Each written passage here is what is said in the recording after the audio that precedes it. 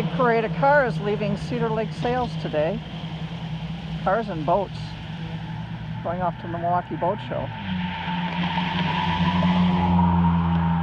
Cedar Lake is taking out there about 40 different boats, pontoons, other crestliner fishing boats.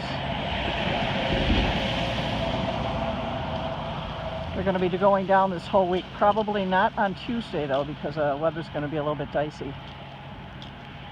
But watch for some representation at the Milwaukee Boat Show by Cedar Lake Sales in West Bend.